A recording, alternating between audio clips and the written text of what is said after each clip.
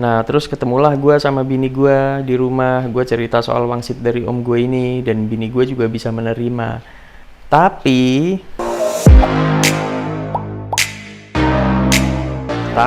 ya oke lah kita lakuin usaha terakhir gitu loh. Kalau memang kita udah ngelakuin usaha terakhir tapi masih belum juga membuahkan hasil, ya udah gitu kan. Kita ikutin wangsit dari om gua kan gitu kan. Akhirnya bini gua suruh tes kesuburan. Oke, dia udah tes dan hasilnya subur. Terus giliran gua disuruh tes, ya gua nggak berani dong. Karena gue pikir kalau bini gue subur berarti bener dong, masalah ada di gue dong. Masalah ketidaksuburan berasal dari keluarga gue dong, seperti yang udah gue perkirakan sebelumnya. Makanya gue tuh selalu ngeles mulu kalau disuruh tes gitu loh. Oh iya lupa hari ini ada tes ya gitu. Gitu deh pokoknya mundur terus. Akhirnya ada temen gue yang nyaranin buat program. Terus gue cari di internet, ketemu di rumah sakit Hermina, nama dokternya itu Dokter Femi Zulkarnain. Waktu itu dia masih di Hermina ya, nggak tahu deh kalau sekarang. Gue taunya gara-gara di internet tuh reviewnya dia tuh bagus banget, orangnya ramah banget gitu kan. Oke deh, lagian Hermina di Galaxy kan juga nggak jauh dari tempat gue gitu loh. Akhirnya besoknya kita ke sono. Pasiennya buset deh banyak banget. Gue masih inget kita tuh urutan ke 50. Gue daftar jam 11 pagi, tahu nggak baru dipanggil jam berapa? Jam 5 sore dong. Hermina Galaxy kan deket tuh sama Grand Galaxy Park kan. Nah kita hitung-hitung nih satu pasien rata-rata tuh berapa lama. Ternyata rata-rata tuh 10 menit. Jadi kita main dulu ke mall, kita nonton 2 film. Waktu itu filmnya Spider-Man sama filmnya Leonardo DiCaprio. Kita sampai nyelesain 2 film loh. Plus makan mie ayam di pinggir rumah sakit.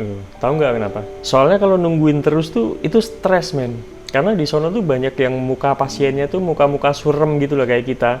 Muka-muka orang yang susah punya anak, yang mengharapkan keajaiban gitu loh. Jadi kita putuskan buat keluar, cari angin supaya nggak tegang gitu loh. Karena di dalam itu suasananya tuh udah nggak sehat men, nggak sehat buat psikologi kita gitu. Sampai segitunya. Nah pas giliran dipanggil, ya elah belum apa-apa, emang dokternya tuh baik banget, maksudnya tuh asik banget, belum apa-apa bini gue tuh udah dipanggil, halo cantik, kenapa kamu gitu loh. Otomatis muka kita yang surem itu jadi udah gitu loh. Terus ngobrol-ngobrol, ditanya emang udah nikah berapa lama kok udah pengen punya anak gitu. Ya udah hampir 1,5 tahun lah dok gitu. Baru 1 tahun, orang saya aja punya anak 5 tahun. Gitu. Lucu banget dokternya, nggak mengintimidasi, jadi santai gitu, kita relax, kita jadi lebih berani menatap masa depan.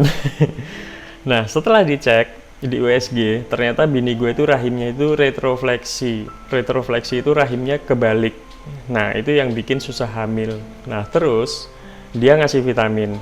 Buat cewek itu Ovacare, kalau buat cowok, buat gua maksudnya itu Oligocare. Nah, terus dia ngasih tips berhubungan yang baik, ya khususnya buat yang punya rahim retrofleksi gitu ya. Itu setelah berhubungan, bini gue tuh disuruh jungkir balik gitu loh, sikap lilin. Sikap lilin tuh ya kayak gini. Jadi setelah berhubungan, disuruh sikap lilin tuh selama 1 jam. Wow! Tujuannya supaya sperma yang udah masuk ke sumur, supaya nggak keluar lagi gitu loh. Ini gue ngomong jorok gak sih? Enggak kan ya? Ya kan kita lagi ngomongin program hamil ya kan? Ya emang dikasih taunya kayak gitu. Ya tapi sebisa mungkin bahasa gue sensor, oke? Nah jadi cairan putih lengket itu nggak boleh keluar gitu. Pokoknya intinya gitu. Apalagi buat rahim retrofleksi gitu loh. Jadi suruh sikap lilin itu 1 jam. Gue bilang ke bini gue kasih semangat kan. Ayo semangat, nanti aku temenin kok. Aku juga mau sikap lilin gitu. Kita berdua sama-sama sikap lilin gitu. Buat gue sih sebenarnya nggak ngaruh, cuman buat nemenin dia doang supaya sama-sama capek gitu. Ternyata capek men beneran, karena kebalik, jadi darah itu semua ngumpul di kepala men, kepala tuh kayak mau pecah. Gue baru 15 menit itu udah nggak kuat, akhirnya gue tinggal main game. Suami pengkhianat emang gue. Dan ternyata udah dikasih teori sama dokternya kayak gitu, prakteknya itu tetap susah hamil men. Nah terus bini gue telah datang bulan 3 hari, terus kita tes pack, hasilnya negatif.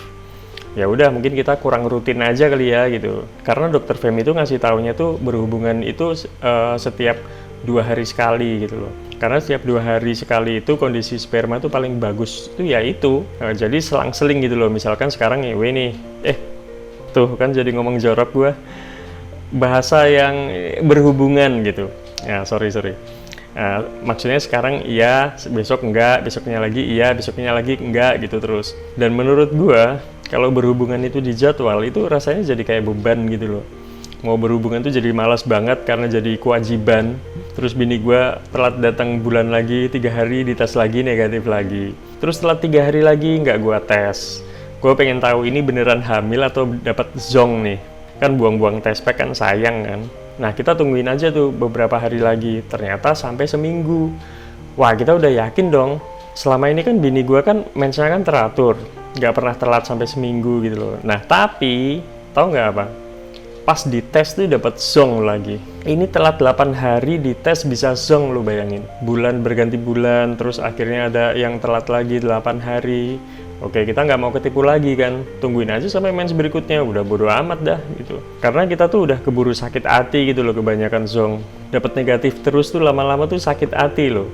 Itu tuh harapan itu tuh udah terbang ke bawah angin. Langsung lemes. Itu kalau mau tahu rasanya berkali-kali dapat negatif tuh kayak gitu. Tapi walaupun begitu kita tetap konsisten terus-menerus ngelakuin saran dari dokter kan, sampai akhirnya tuh kita jenuh gitu loh. Kalau dulu telat datang bulan itu rasanya seneng banget. Sekarang telat sampai 8 hari pun rasanya itu biasa aja gitu loh. Tapi walaupun gitu kita tuh tetap setia ngetes pack terus gitu loh. Walaupun gua tahu hasilnya bakal negatif lagi, tapi semua hasil tuh kita harus hadapin dengan gagah berani.